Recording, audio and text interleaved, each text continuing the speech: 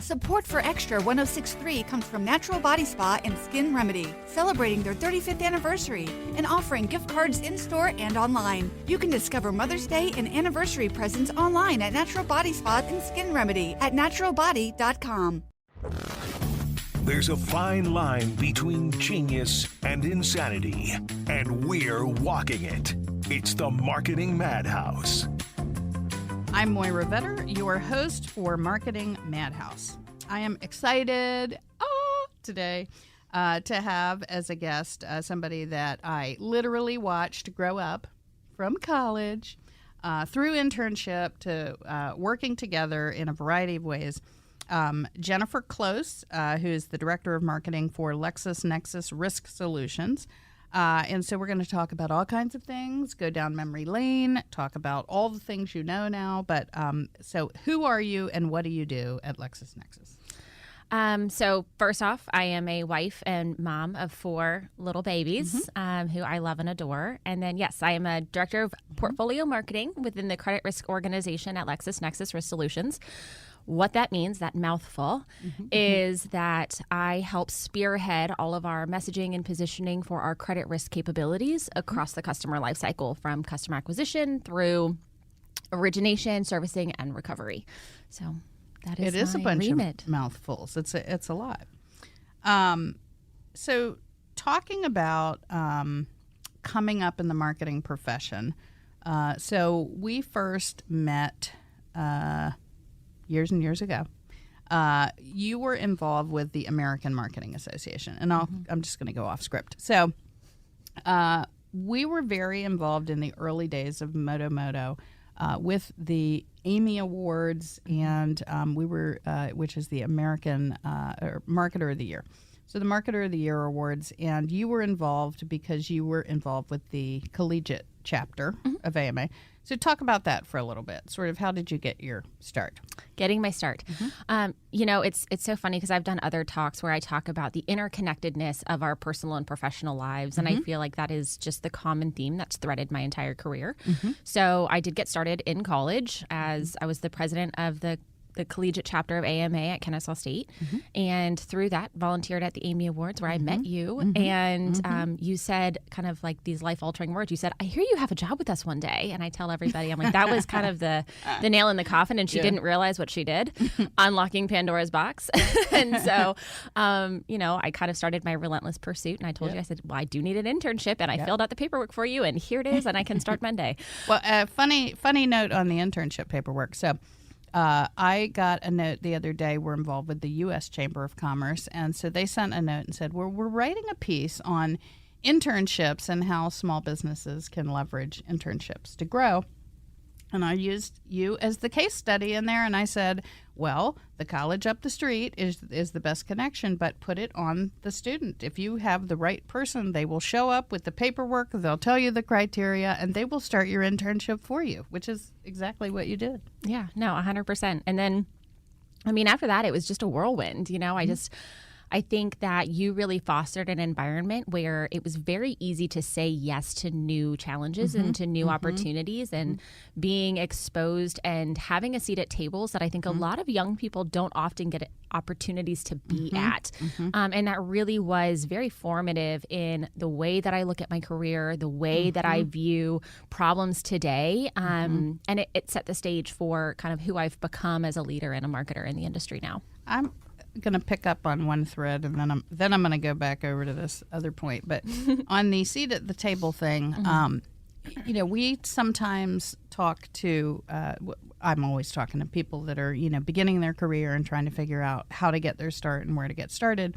And when you started at the company, I think we probably had 6 or 7 people, which meant you could go to any meeting, right? And you went to ones that, ordinarily, if you were in a larger company, you would not be in those meetings. And I mean all kinds of, private equity owners groups with financials up talking about buying and selling things, and so not just marketing, but really formative business kind of things. And one of the things that I'm always saying to people is if you can get into a smaller organization where they let you have that access, you're going to get a master's. You're going to get a doctorate in a much shorter window because of that exposure. So I think not everybody has that kind of opportunity, but it does. It changes everything, because that was the way my first job was. Well, the thing that I wanted to go to next was the notion of agency versus client side. So the people listening to this podcast, of course, this is a marketing podcast. It's not necessarily advertising or advertising and marketing and agency and client, but I don't think people understand sometimes the differences between agency and corporate. And you've had the opportunity to work in both a couple of times. And, I always think that adds so much more depth. Can you talk about that? And especially maybe for younger people coming up too, in terms of a career, what are the opportunities that one or the other offer? Yeah. There's so much to unpack here. So when it comes to my experiences on the agency side versus the client side, for me, it was very much about when I was ready for that transition, because you mentioned I had done it a couple of times, right? So I was on the agency side for a few years, and I hit this point where I was said, I'm serving these clients, but I don't really understand what it means to be in their shoes. And I felt like that was really impeding my ability to serve them well. And so I wanted to go client side, see what some of the challenges that they were dealing with. Why do things take so long sometimes? Right. What's with some of the bureaucracy? And that was a really educational experience, because I got to see, this is why, it has to go through these varying chains of command for approvals, or why they can't go through certain creative processes because of legal requirements or compliance, And so that was very much an educational perspective. But I also found in that first step onto client side that I knew my growth at that time was going to be limited, because I had learned so much on the agency side that I had felt myself being very tactical at that point. And so I determined I'm not ready yet to be here. And so I went back to the agency side. And so now when I'm client side in a much more senior position, I've been able to bring forward so much of the strategic vision and so much of the strategic experience that I've had from working with clients on the agency side. So thinking about somebody who's coming in early in their career, I'm a huge advocate of people starting on the agency side. I think it is, to your point, it is an MBA. You're so early in your career, you don't need to specialize yet. Specialize later. You have time to go deep. Start wide. Understand what you love, what really drives your passions. Well, to your point there about find out what you love. I mean, one of the things, and this is, if you get Coke on your resume and it's the first job, do it, right? Or Google, do it. But so many people end up in an industry that they never realized they'd be in or whatever, but the longer you're in it, whereas if you start in an agency, you could touch 10 different kinds of company sizes and industries and go, ooh, I don't like any of that, but who knew that I would find this so fascinating? So I think that it does give you kind of a petri dish. It does, and it also helps honestly unlock the places that are where are there true differences that exist across these different industries and organizations, but where are there so many similarities, and how you can create correlations of experience to apply into new environments. And so, yes, everyone wants to think that their business is unique and different, and it is in the way that they execute it, but in terms of true business models and structures and principles, there's so much that's transferable, and you learn a lot of that early in your career if you allow yourself to be more of a generalist. Excellent. No, I completely agree. So the last few years, I've been trying to change my talk track on talking about the last few years, but obviously crazy times in the world, lots of change. Can't count the times we've talked about business transformation, right? Everything is going through transformation. But especially our clients are changing their sales and marketing models, right? Everybody's changing who they do business with, how they do business with them, and then the how you do business changes how you market to those people, how you sell to those people.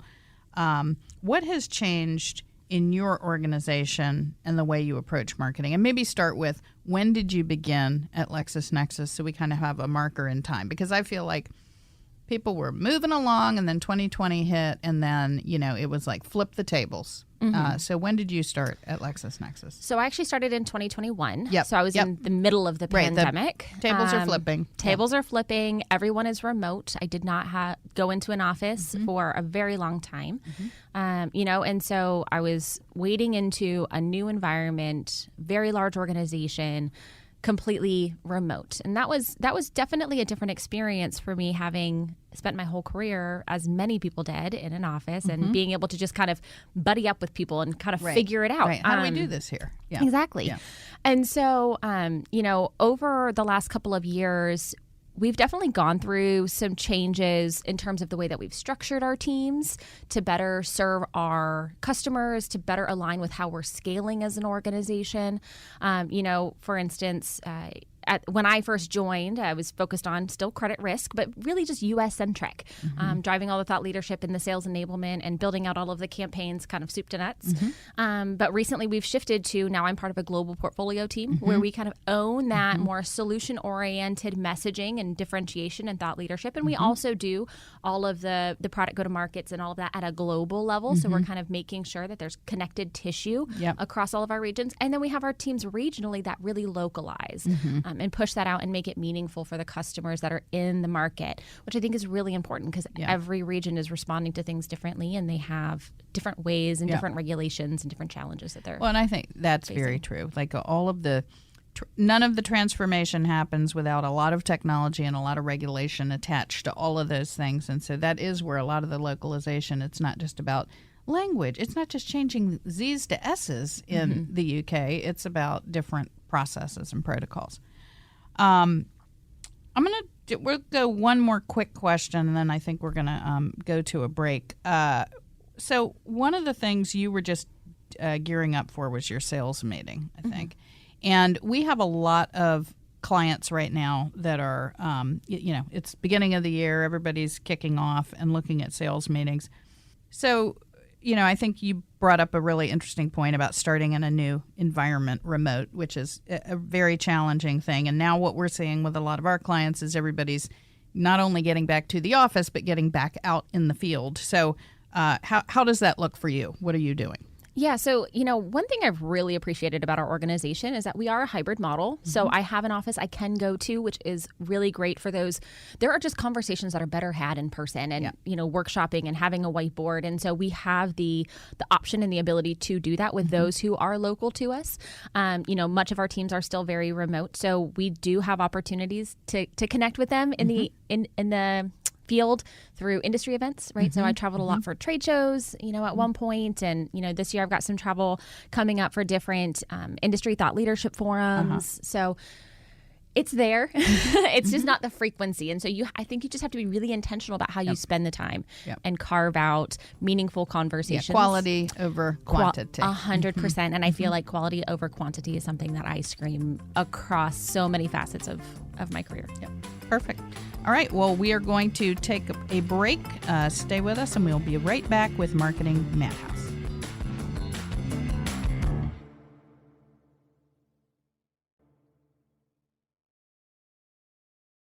We are back with our guest, Jennifer Close from LexisNexis. So one of the things that we want to talk about today is product marketing. You're in a complex B2B environment, the offerings that you are marketing. Our company, Modo, is dealing with complex B2B clients for the most part. And I think there's a lot of terminology that gets thrown around. People talk about product marketing and solutions marketing and services marketing and challenger marketing and every kind of marketing under the sun. And so talk about what is product marketing so we can agree to a definition. Agreeing to a definition, I think, is the hardest part. Yes. Because ultimately, it's whatever you call your kind of marketing. If you're not starting with the customer challenge first, there's going to be a disconnect, and it's never going to resonate. But when I think about product marketing, it's ultimately answering the question of but how, right? You've told me about my challenge. You've told me that you have a solution or a capability that does that. But then tell me what that looks like. So it's really getting that next level drill down of showing how we can solve those customer problems with the tangible proof points and capabilities, right? This is the soup and nuts of what that looks like, why it matters, why we're better than the next person. That doesn't always translate up in the story, but you can always bring it down, right? As long as you're doing it in the right. Well, and that makes me think of the Simon Sinek thing, right? Where everybody's always, start with why, talk about why, but at some point you do have to get to the how part. And I agree. You can't have one of these things without the other, particularly in the last year in a recessionary environment. I'm not going to say it was a recession, but with recessionary behavior and with weird markets, everybody's like, yes, but where are the product sales? All that brand stuff was great. I'm so glad we spent 2022 talking about how we've transformed our brand. Where's the sales? So talk about, from your standpoint, product marketing. Where is the opportunity for people in product marketing right now? So to me, I look at opportunity in product marketing as the way it can drive business outcomes. And there's so much I really appreciate about product marketing as a tool to make what organizations do tangible. Some of that is it can be a powerful tool, not just in enabling, but also educating the sales teams. Frankly, like these large organizations, there is sales turnover, and having to re-educate a sales organization can be really challenging. And so if you have really well-crafted marketing, product-focused marketing, it helps them understand and put context around and put kind of these lines around, okay, now I understand when we talk about this solution, this is how we do that. And it might be, and this product goes really well with this other product. And when you join them together, there's this amplifying effect, right? So there's the whatever it is, the whole is greater than the sum of the parts. 100%. And so there's that part of it, which is how it can be used to enable and educate the sales teams. There's another component of it, which is how we can partner with the product teams, right? So they're very much tasked with innovating with new products and coming out with what's next and keeping a pulse on how we can improve that product performance. But there's also a lens from a marketing perspective but how does this fit within the larger ecosystem? How does this fit and support our overall solutions messaging? How does this support our differentiation in the marketplace? And so it really enables and encourages more of that collaboration with the product team as well as with the sales team. So it's a good connector. I think, too, that with the product teams, they're absolutely informed by the customer, but they're expert in the product. And that's where I think marketing and sales has to start with the customer viewpoint, right? It's the yes, but how do they see it? How do they think? How important is it to them? Okay, now what's the context that we, put that in? Well, and to kind of layer on the customer component of it is that, we are seeing that more customers are self-educating. They want to just discover and uncover and research on their own to a certain degree. And so if you stop at the 30,000-foot view, but you don't give them a little bit more to entice, a little bit more to understand how you bring that differentiated point of view to the marketplace, you could be missing out on opportunities. So there's very much a value play in how you weave that narrative in the market as kind of the other side of your solutions-based messaging. One thing that this makes me think of, and you were still working with us back when we did Valpak, and there was a whole go-to-market guide that we did for them. And whenever you think about sales enablement, there's a whole part of putting all these things in context for customers, but salespeople need the same background, right? They need the same context. And so very often we would create tools where it was at the intersection of the salesperson and the consumer or customer. And in a perfect world, it helps both of them, right? It's educating the salespeople, but it's also moving the customers further along. And I feel like there's a lot of that right now. I think, not just the turnover in the salespeople, but also salespeople who have been in complex organizations for a long time. It's just hard to keep up with all the things, right? All the things are, innovating and turning over and transforming, and it's like it's too much. You have to be able to kind of do the Cliff Notes version for people. So, you talked at the beginning about the collegiate chapter at KMA. I think you've viewed your career and the steps in your career, and the way you talked about them as very different educational environments, and then connecting those things. And I feel like there's so much change going on in marketing right now with marketing technologies. AI is coming in. It is radically transforming so many things. And it's hard to keep up with all this change and 4 kids like crazy. So for, just that too. But how do you keep learning and evolving as a marketer? What do you do specifically to keep up? Well, part of it is being realistic, not just because I have 4 kids, but because there's only so much that a person can really internalize meaningfully and then action. And so it's being realistic with myself around where do I need to go deeper on understanding something, and where is it okay to kind of have a broader surface level understanding of what this potentially could look like applied to our ecosystem. And, everyone talks about ChatGPT and all of that right now. And, it's one of those things where be aware, explore, test, but I don't need to know the inner workings entirely at this point, right? You step your way through, and I think being really realistic with how much you need to internalize helps with that. Beyond that, I love the tried and trues, right? I monitor my competition. I really encourage a feedback loop with my sales organizations and my stakeholders of what's working, what's hit, what didn't, where are we falling short? Talking to my vendors and my partners around what are you guys seeing? What new technology have you tested? We've done 1,000 different ebooks, and is there a different way to present these that makes them feel more dynamic and rich and interesting for the viewer? Recognizing that in our digital age, everyone is very short on time, and they are not running short on content to ingest. And then of course I do podcasts, audiobooks, whatever I can turn to that I can kind of basically multitask simultaneously, driving, cooking, whatever. The thing that you said about, being realistic, part of that to me is filtering. And so, I think that a lot of new people are like, well, there's a million things to know, so I need to get started on knowing the million things. Or if you Google it, it's whatever the algorithm decided was most important to put at the top. And I think, you said, you're following the competition, but you've got a feedback loop with sales.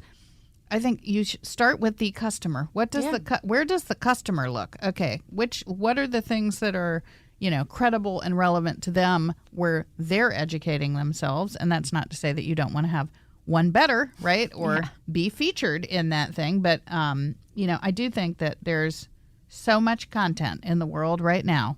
There's unlimited content. It's not all quality. It's not all right. So I think that finding the way to filter where you look and what you select is really important. Yeah. I mean, in our industry, especially there's thought leaders everywhere. There's economists. There's all these people who are tracking trends. And so, again, it's the knowing which voices to listen to based on what your objectives of learning are, and really refining your approach from there. So once upon a time, you were a Modoer, and one of the things that we always talk about is that we think like business people. And, we're always, I think that's why we do well with the C-suite, because we don't start with, well, what kind of promotions do you want? Or, how jazzy do you want your website? It's really, what are you doing with your business? Where's it struggling? And when you talk about being business focused and you talk about people that have a product centricity, it is often very hard to get out of your own shoes, the navel gazing, the inside, inside out, everything inside out. Well, we've organized it this way. We built it this way.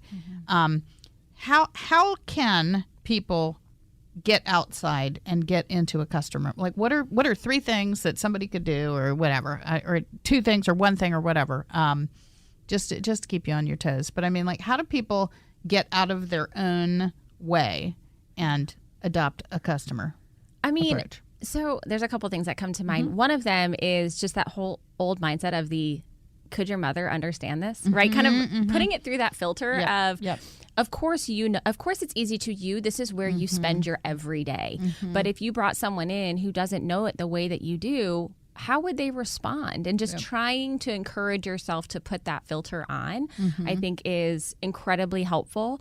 Then I love a good audit.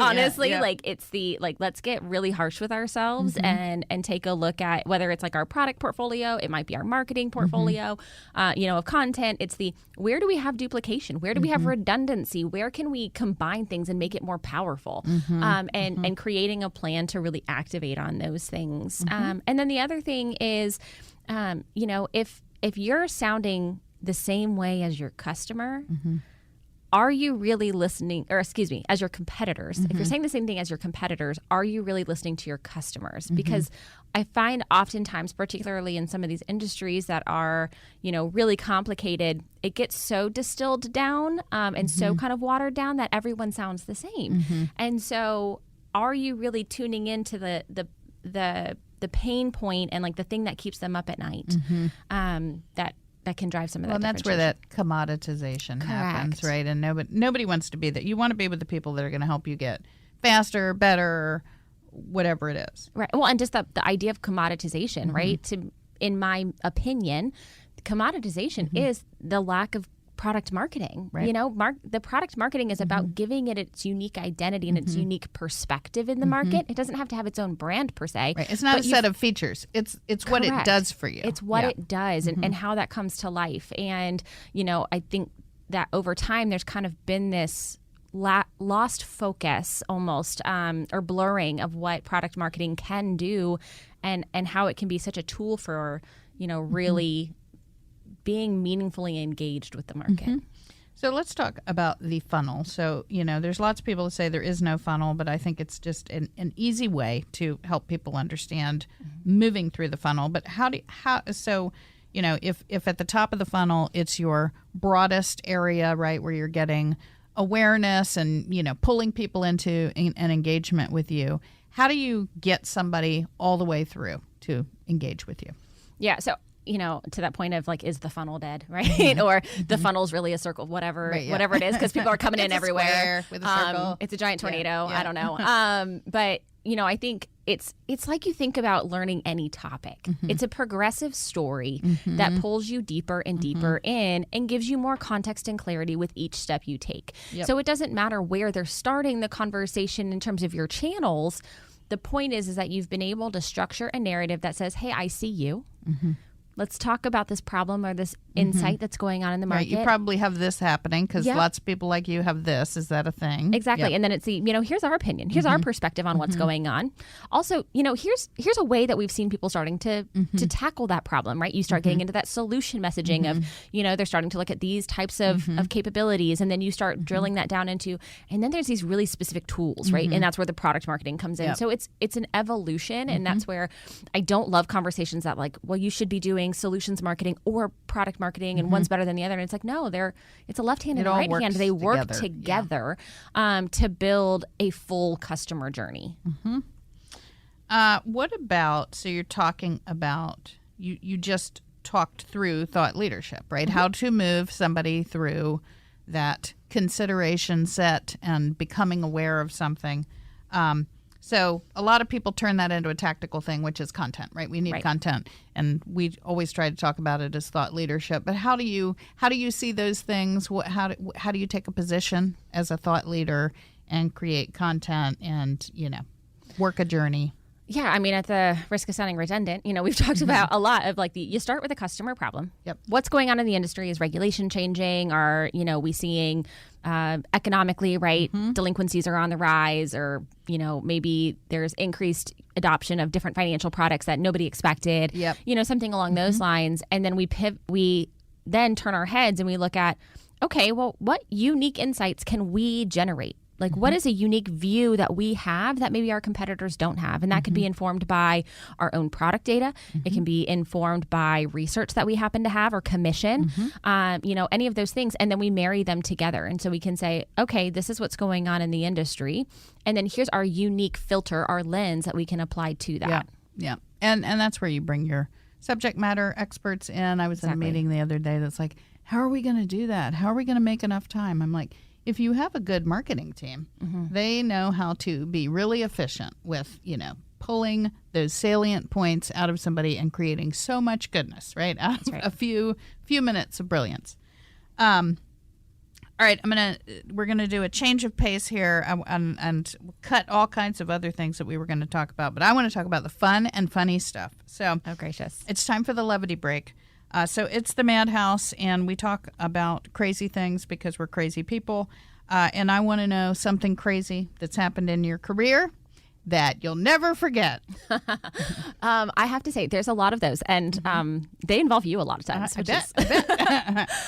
which is looked on with great fondness. You know, honestly, I feel like so much of my journey is filled with the "how did I get here" moments. You know, whether it was what we were talking about earlier, where I'm like sitting at a table with all these senior level executives very early in my career, and half the words are going over my head, but I'm trying to take it in anyway, to, you know, getting to do really interesting like celebrity intersections. Like we did the thing with like Chuck Norris and going on site and filming for like Extreme Home Makeover. You know, like there's just so many of these places where if you just kind of say yes and roll with it, you just end up in amazing places.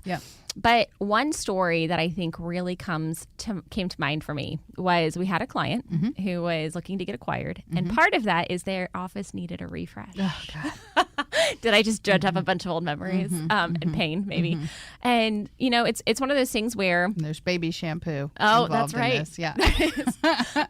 But it's one of those moments where you realize that your physical representation of your organization, your space matters in terms of how people value you. And so that's something that we really wanted to focus on. At the same time, we had like 2 nickels to rub together to figure out how to make this space look better. And so I just, you know, it's like this memory of us, shoes kicked off in a corner, running around bare feet, moving furniture around the office, taking moving statue. Down. Yes, taking paintings down, everybody working around us like thinking we were completely off our rockers. And then, yes, introduce baby shampoo. We've taught ourselves how to install like the frosted glass cling onto office windows. And I love that memory so much for the fact that on the surface, it doesn't feel like marketing related, right? Which is where I think a lot of people want to go. But it's kind of like this core value that it brings up of at the end of the day, if you have something you're trying to achieve, there is nothing that can stop you. And it's okay to just roll up your sleeves and get in there. And there's never an excuse to say, well, that's not my job, you know? And it's something that I have carried forward with me through my entire career. And I now look back on that with so much fondness because it was fun and it was ridiculous. It was. Well, and it is one of those all the details matter things, right? Because you know, and it's funny. It's funny you bring this up because I was in a meeting yesterday and we were we've worked together on several clients where either their digital experience was amazing, but their physical offices were not, or their physical offices had a huge upgrade, but their logos and their brand identity and their websites were terrible, right? Or were in the past. And it's all the experience, right? It's customer experience, it's employee experience, and a little extra context for people on that one.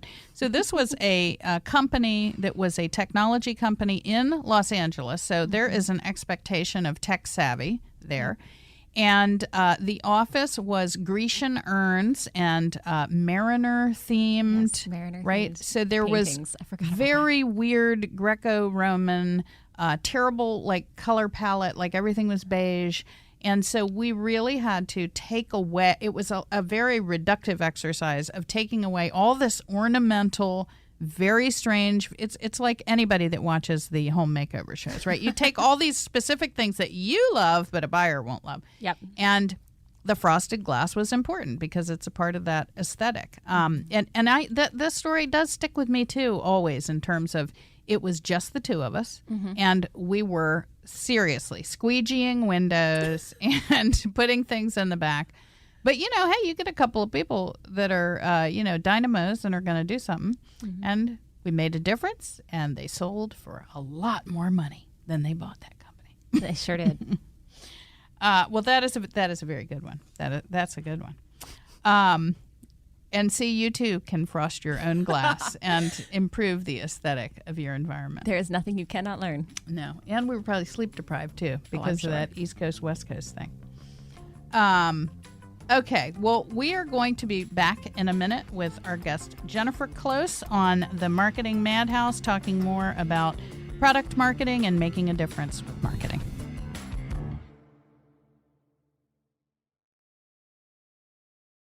We are back with Marketing Madhouse and Jennifer Close. It has been so much fun to have you here today, and I'm sure we're going to keep talking when we're done recording. But when we were off and not recording, I was just saying how amazing it is to see somebody come along this far in their career. And just, a minute ago, I was just starting my career. It feels like 100 years ago. But it's just amazing when you start to put 2 and 2 together, and then it's 4 and 4, and then it's 8 and 8. And it's great listening to all that you've become. Well, thank you. And I kind of mentioned it's all because of you, but I think it really speaks to the fact that I talked about this with a class recently, where it's the being able to build a network of sponsors, advisors, and mentors, and they all serve different functions, but they can all add so much value. Yep. And I think I had a really rare opportunity where I had all 3 in one for the first decade of my career. That's great. Yeah. Great. So let's talk for a second about something I think we're both passionate about, which is sales. So we're marketers, and I think marketing people think they're supposed to learn marketing things, and that salespeople are these people over here that learn sales things. So can you talk a little about the roles of sales and marketing, where they intersect, and maybe in your organization, how you work with sales? Yeah, so I think that my perspective on it is that marketing very much should serve as the enablement team of sales, right? Like we're kind of the back of the house. How do I get you ready? How do I make sure you're ready for your show? Yep. Kind of player in all of that. At the same time, we're out here hyping them up, right? We're hyping up our solutions in the market. We're doing all of the marketing and building that awareness while on the backstage. We're like, okay, here's everything you need. Here's your script. Here's your whatever, to make sure that they feel really confident going into those conversations. And so, I very much view it in that kind of lens. Within our organization, the way that the marketing teams are structured, my current role, I don't work as directly with sales as I used to, but that the teams that do, they are hand in hand. They're talking about what's the white space in your portfolio, where's the opportunities, what are your customers talking about, which is that business centricity again. It's not 100%. Like, do you want? Well, how do you like your headlines, or what colors do you? It is absolutely about where's the white space and where's the growth opportunity. And I think as marketers, it's our responsibility to kind of redirect the conversation when someone says, hey, I need a brochure, or I need a pitch deck, or I need a video. And you say, I hear you, but let's take a step back. Can you talk to me a little bit more about what's going on in your current customer portfolio, right? Are you hearing all of them talking about this one problem? What's going on with 9 out of 10 of your customers? Is there something we can do that helps facilitate conversations and drive awareness there? Then let's talk about how we do that. But that should be the last part of the conversation. So when you think about sales, you think about return on investment. You know that salespeople are focused that way. Their compensation is structured that way.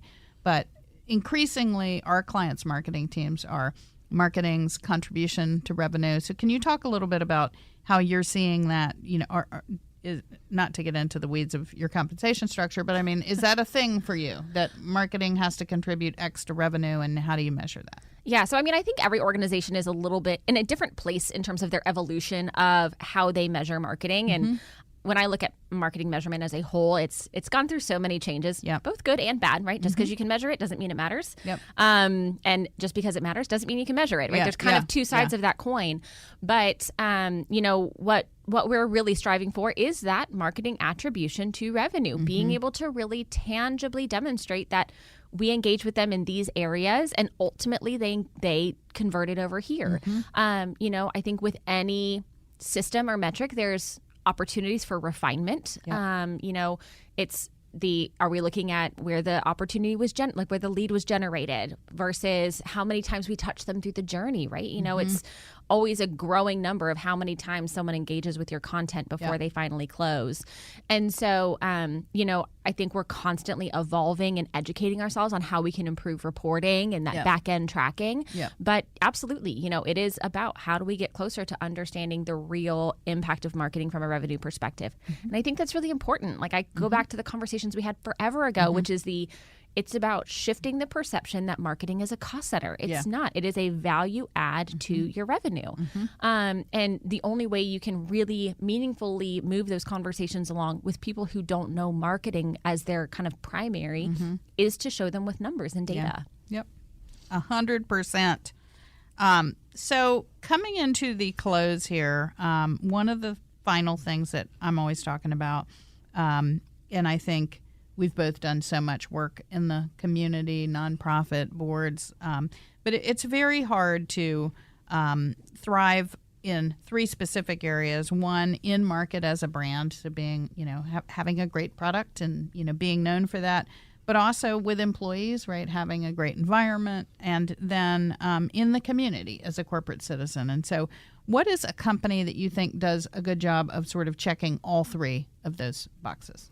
It's funny, when I first thought about this question, the first thing that came to mind was the Devil Wears Prada scene, where Stanley Tucci said, hey, your career's thriving, get ready to see your personal life implode, right? Where it's like can you really have it all and have it all in balance? And I do think that is a constant challenge for organizations. And it's so funny because when I think about businesses who work on balancing those things, it's not about doing them all perfectly. It's about understanding where their values lie and then how they're investing appropriately with meaning into each of those areas. And I think that's where it's the value over volume, right? So it's like you don't have to be out here beating the drums and showing all of these amazing things that you're doing in market. Are you doing what matters to your core? Are you giving back to the community in a way that supports your values as an organization? And then, of course, like in order to give back to the community, you have to thrive within your products and services so that you have that profit band. And so the companies that came to mind was, hearkening back to your past guest, it was Chick-fil-A. I mean, I have so much fondness working with them. You got to see internally their culture and the way the employees had so much pride in what they were doing. And they all seemed to feel like they were treated so well. And there was such an understanding of balance of life. And then, a completeness of life, right? They were 100%. all whole people. Yes. And, obviously they deliver a great product. We fully support them financially. Plenty. But, then also the work that we did with and I'm blanking on the name of it, the community center.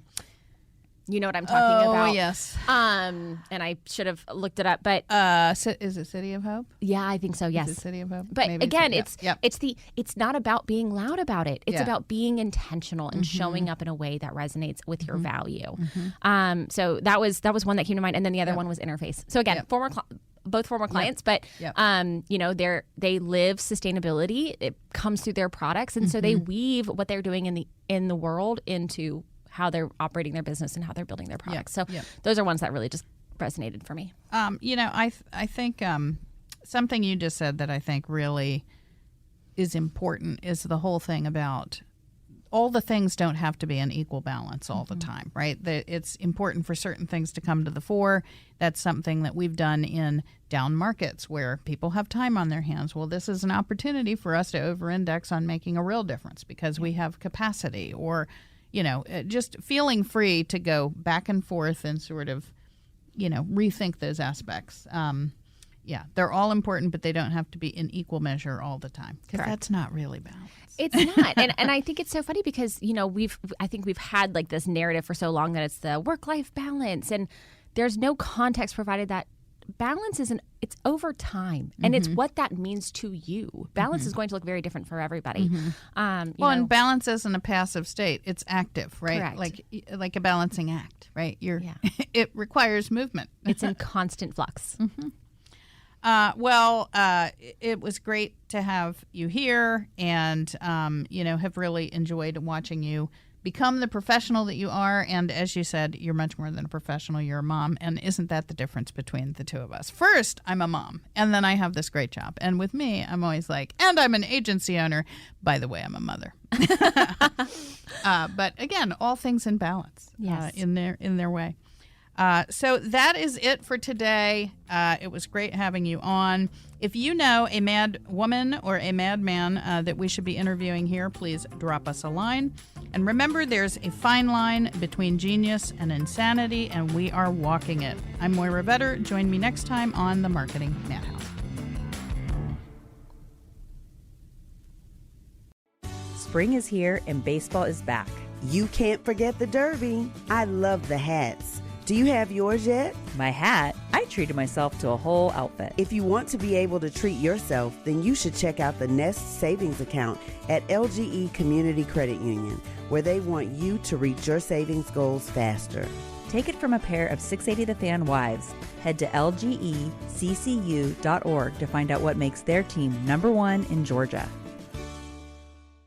Support for Extra 1063 comes from Natural Body Spa and Skin Remedy, celebrating their 35th anniversary and offering gift cards in-store and online. You can discover Mother's Day and anniversary presents online at Natural Body Spa and Skin Remedy at naturalbody.com. Is there chaos in your closet? Look, Blouse, you've got some nerve hanging there like that. I can't help it. I'm jammed in here next to this suit. Hey, I'm a three-piece, all right, which means I need a little more room. You've got a lot of attitude for a linen suit. I'm a polyester blend, sweetheart, and there needs to be room for men's clothes, too. Hi, I'm Christina, and at Artisan Custom Closets, we help families organize and simplify their closets with customized storage solutions. See what's possible for your home at artisancustomclosets.com, and then call us for a free in-home consultation.